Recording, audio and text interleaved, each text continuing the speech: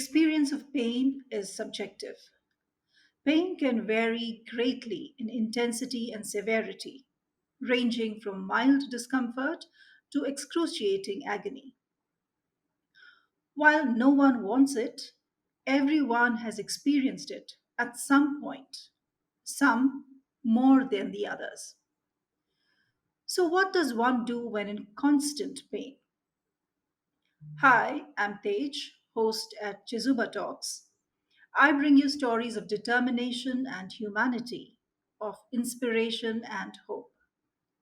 Today's guest is Barby, a prominent advocate, speaker, and author in the field of chronic pain and illness. She is the founder and president of the International Pain Foundation, a non-profit organization dedicated to raising awareness and providing support for those living with chronic pain conditions. Barby Ingle herself is a chronic pain patient, having developed reflex sympathetic dystrophy, RSD, also known as complex regional pain syndrome, CRPS, after a car accident in 2002. Since then, she has become a passionate advocate for pain education, patient empowerment, and access to effective pain management. She says, learning to be your own best advocate when it comes to health can save you thousands of dollars, energy, and better your future care. Barbie has been recognized for her advocacy work and has received numerous awards, including the US Pain Foundation's Jocelyn Badman Ambassador of the Year Award and the 2019 Clinical Pain Educator of the Year Award. She has spoken at various conferences, appeared on television and radio shows, and written extensively about chronic pain and its impact on individuals and society. She calls herself the Cheerleader of Hope and is a nine-time author on health, hope, rare disease, and chronic pain. Welcome to the podcast, Barbie. Thank you so much. I'm glad to be here and sharing with your audience and you today. And I really appreciate that you give me this platform to share. I am truly honored to have you on Jazuba Talks today. I have read about you on your website, and you're an incredibly brave soul. Thank you. I'm trying Uh, to live my best life here on earth. you're an inspiration.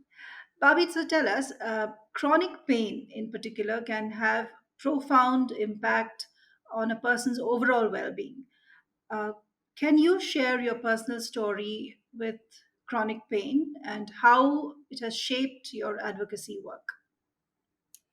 Yes, thank you. I started having chronic pain with a disease called endometriosis, and uh, I went through different treatments and surgeries, and thought when I got out of that pain, I conquered the world, and I was ready to take on the anything else thrown at me in life. And a few years later, I was in an auto accident, and I started immediately feeling fire pain in my face, neck, and shoulder. And I say that 8 seconds changed my life. I was a head coach at a university for the cheerleading and dance program. And I was doing all the things in life I wanted to accomplish through hard work and dedication. And that 8 seconds changed because it triggered a rare disease, as you mentioned, RSD, reflex sympathetic dystrophy. And from that day forward, that was September 26, 2002. And from that day forward, I've been working on dealing with rare disease and how it changed my life in an instant.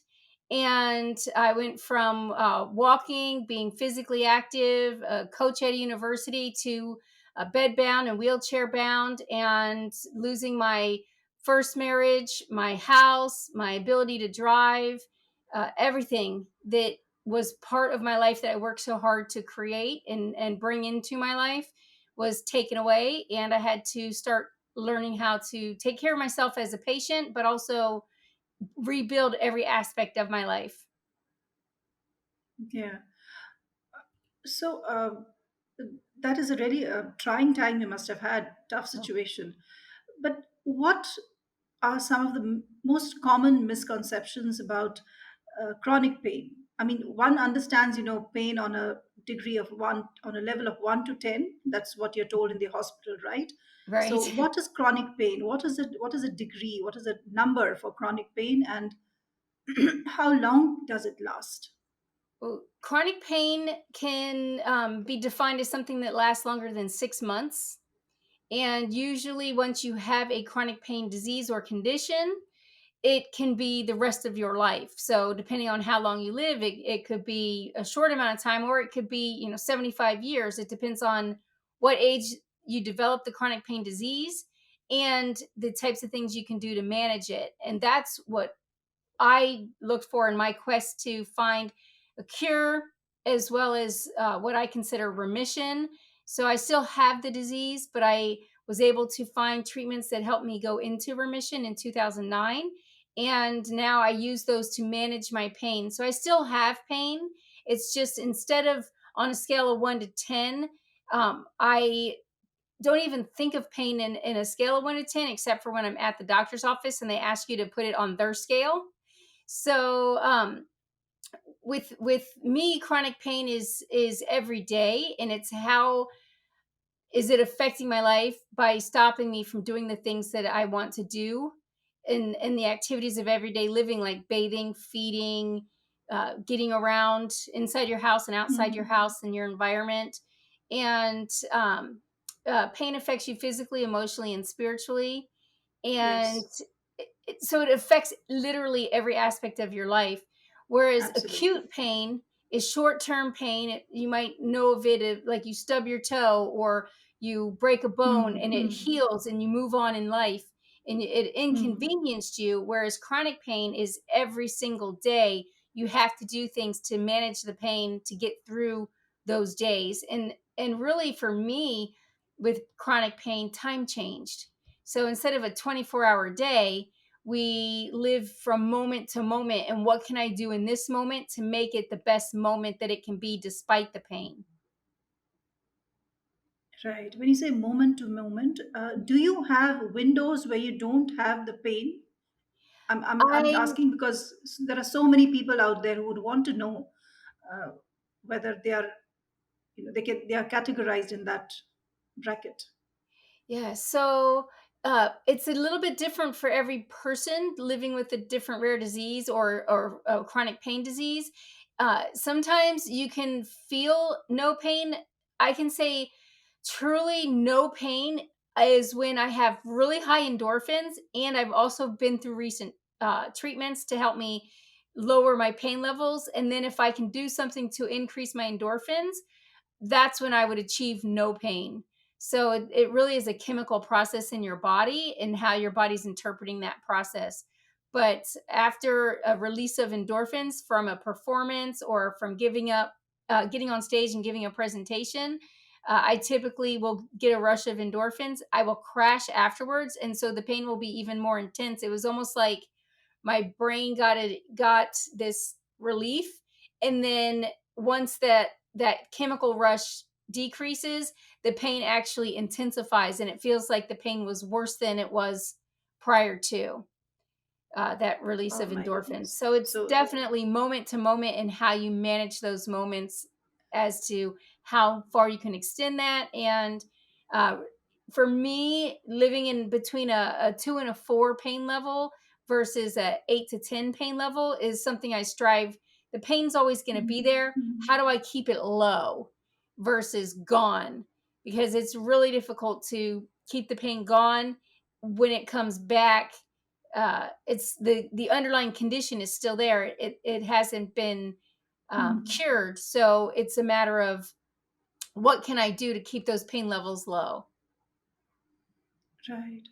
But forgive my insensitivity, but when I look at you right now, I feel that you are, you know, in no pain. Is that the situation, or is it just a way that you are you develop these strategies to not show it on your face? Absolutely. do things to, like, I know I have this interview with you during this time right now, so I rested, I did meditation, took medication, did mindfulness, um, and prepped and prepared so that I could be here with you during this time. And I will have increase in my pain levels because I'm extending this energy and bringing forth the endorphins to get through this. I know that I'm going to have a period that later today where my body crashes and I have to go and rest. But it is the disease I have is an invisible disability, invisible disease. Most people can't see it because they don't know things to look for. The worse my pain gets, the more my right eye droops, the more my right side of my face droops, and I can go in spurts, and I call it the energy penny principle. A normal healthy person, they get unlimited energy each day. I get 12 energy pennies, and I have to be mindful of how I spend them.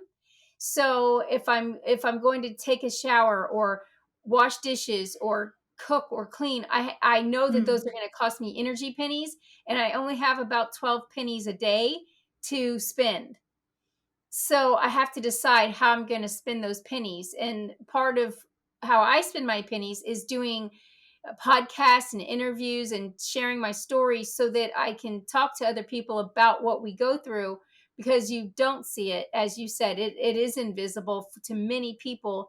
And I don't turn the cameras on all the time when I'm vomiting and in bed and having a bad time. I try to show my best face forward to show people that you can still live life and do activities, and people cannot necessarily tell that you're in pain, yet you are still experiencing the pain. You're here on earth, live this life to your best ability in each moment. And some of those moments are going to be in bed, and you give yourself the grace and you let go of the guilt for not being able to accomplish all the things in that moment.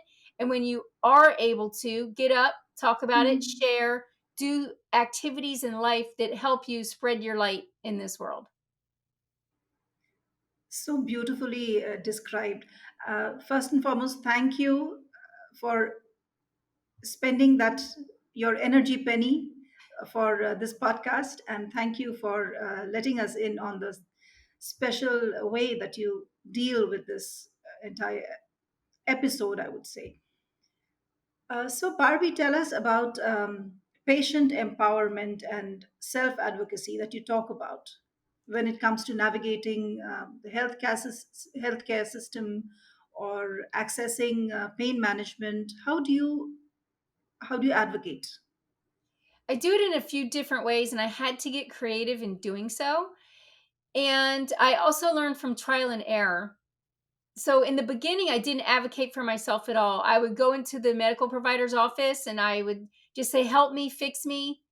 And they would say, "Where does it hurt?" And I would tell them where it hurts, but I really didn't describe what I was going through or explain it. I showed the emotional sides of help me, help me, help me, and not I have to be responsible for taking care of me. And I kind of related it to being on an airplane.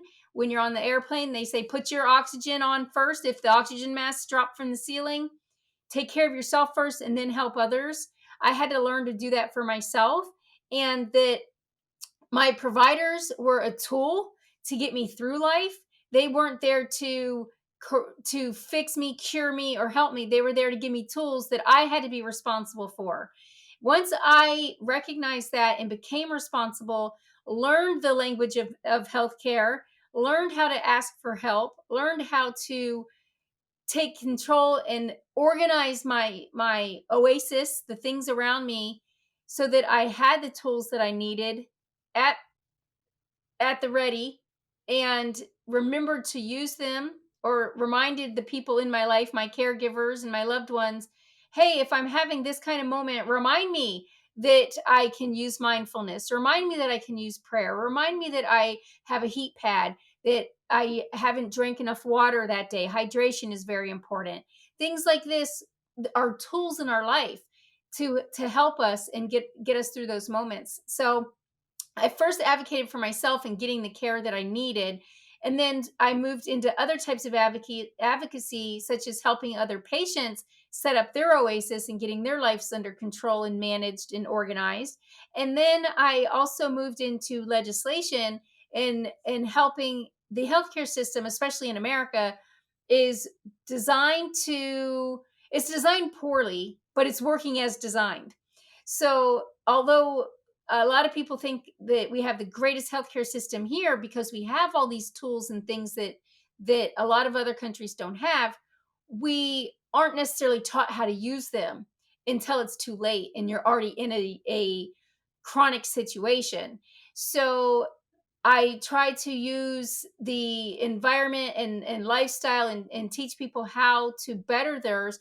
But I also know that we have to fix our legislation that is guiding our healthcare so that we all get better access to care and make it more individualized. And the same troubles and challenges that I went through as a patient, other patients are going through. So if I could talk to legislators and the media and share some of those challenges, it helps get better laws so that we get better health care and more people get better access to the individualized care that they need. And we don't just get all lumped into the same treatments and tools. We get the ones that are best for ourselves. Let's take a break to understand what Chizuba is. Everyone at some point ponders on how this beautiful life can be made more meaningful. Maybe you're a leader trying to enhance your employees' experience at your organization. Or you already work for the community and seek volunteers with state-of-the-art skills to strengthen your nonprofit. Whatever your situation, know that you can make a difference. Chizuba began with this very vision. A vision to facilitate every skill and every passion in the world in meeting a social need. Corporate volunteering has several benefits for both businesses and organizations. In parallel, experienced and enthusiastic volunteers join NGO workers, enabling them to serve the community more effectively. Chizuba offers everyone looking to add purpose and meaning to their lives a chance to connect or volunteer virtually with nonprofit organizations from over 100 countries around the world. Visit www.chizuba.net and explore opportunities to find meaning. Chizuba, your platform to do good. And now, back with our guest. I appreciate you talking about the support of your friends and your family in understanding how to support you during your pain. Yeah. Is there something called animal therapy that helps with pain management? There is actually animal therapy. You can have it with a dog or a cat with or a bird. Mhm. Here there's also people that actually use horses and goats and llamas Yes, for pet yes. therapy. And I'm actually pet sitting right now, and when I found that pet sitting was better for me than having my own pet Mhm. because I Mhm. don't have the energy to constantly take care Right. of the animals. But having the animals in my life has been a positive benefit for me. And when Correct. I look at the dog that we're taking care of, and I can pet it and that type of thing, it's a stress reliever for me and helps the chemicals in my body. So I like to have the dog, but then when I'm tasked with taking care of it full time, that becomes an issue and a challenge for me. Yeah. Including this morning, I had a challenge come up with the dog, and I am taking care of the dog right now for a few more days. Huh. So Uh-huh. it is something that can absolutely be a benefit, but you also have to look at how you incorporate that into your life. And I do it in Hmm. short periods of time and Correct. have watched different animals over the years. Or we have a neighbor that has donkeys and horses and can go over there and Hmm. pet them and talk to them and share with them.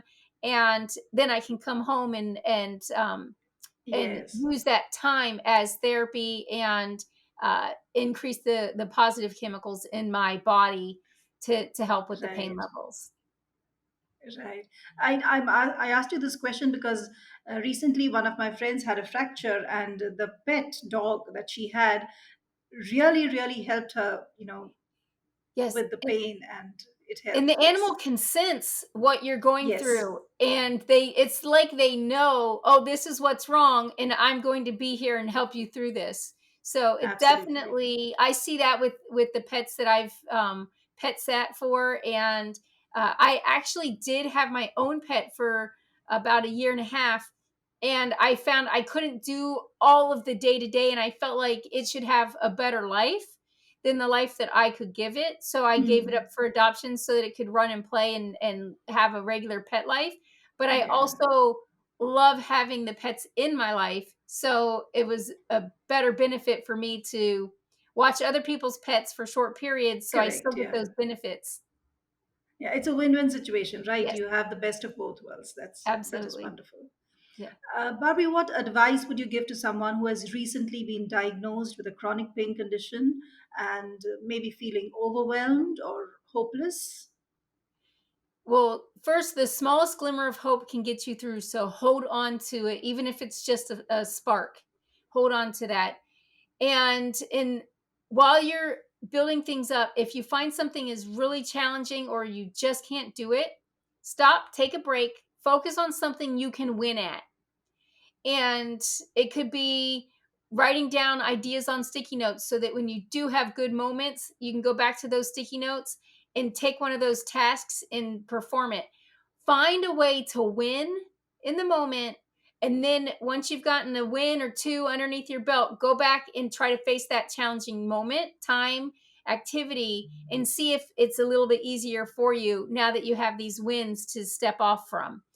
And create an oasis, get organized, check your medical records, make sure that you're following up on research and new treatments and ideas that are coming out for your medical condition. If you accidentally discover something like using paper plates instead of hard plates because they're lighter, or a Hmm. lighter Hmm. plate versus a thick, Hmm. heavy plate, that like a China plate, that's what we call them here. I don't know. Um, Yes. a heavier plate, go for lighter plates or lighter cups, or cups that if they fall, they won't break. Uh, uh, Look for different utensils with different handles for eating food, so that it's easier to grip onto. Some people find it easier to grip larger uh, um, um, utensils, and some people find it easier to grip smaller ones. Find the ones that work Smaller for ones. you, Hmm. so Hmm. so that you're creating a better moment day to day, and you have more positive moments in your life. And just as you Right. increase those and you find these tools and ways to save your energy pennies, use those to keep each moment going forward and positive That is, momentum. yeah, that is valuable advice. Absolutely. And Barbie, tell me the role of meditation in mental health. Obviously, sometimes it's easy to get angry when you're in pain, Yes. and the person who's in your vicinity does not necessarily understand the level of pain, the scale of pain. Then the role of mental meditation in managing anger or pain. Uh, how would you define that? Well, for me, it helps me focus on my body and what is actually going on and moving through me. It gives me a time of peace and serenity despite the pain. It helps me focus on things other than the pain, and it helps me organize my thoughts and what I'm going to be maybe coming up that day. What are some of the challenging times? How I'm going to get through them. I remind myself, one of the best tools that I have is confidence, and the fact that I woke up today is a great start. But then if I can get up, Yes. pause, do a little stretching, do a little meditation before I jump into the hard things and challenges I'm going to face for that day. It puts me on a positive note. It keeps my brain moving positively through whatever I'm facing. And when I do start to experience an overwhelming negative experience or challenge, I can stop and reflect back on the time I took in the morning or in the evening before I'm going to sleep, or even midday when I'm in the midst of that challenge, to say, okay, it's okay to stop, refocus, use that meditation to bring myself back into a confident, positive state, and then face the challenge again. It makes challenges easier. It doesn't complete them for you, but it makes them easier for me to get through as I face those challenges. And knowing that I am here on earth and I have things to be blessed. I've been blessed and I have things that are good in my life. It's not all challenging. It's not all bad, despite the pain. There's positive, and holding on to that. It's part of that hope for me and that faith that I too can make it through. Might take me longer. It's okay.